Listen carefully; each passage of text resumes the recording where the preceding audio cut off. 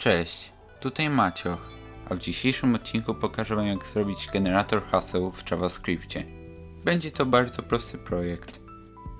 Na początku musimy stworzyć zmienną ze wszystkimi znakami. Wszystkie znaki będą w opisie tego filmu.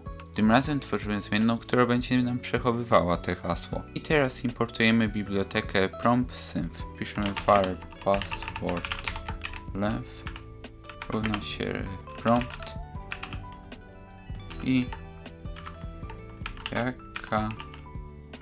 jaką chcesz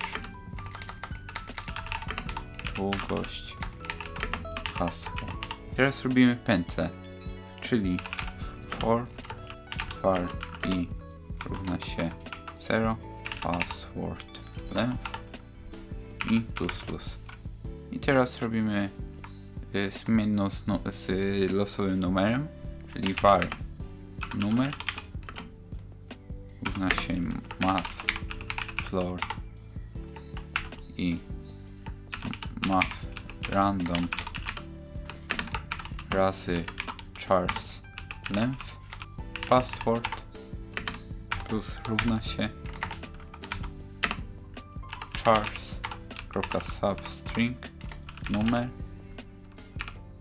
i numer plus 1.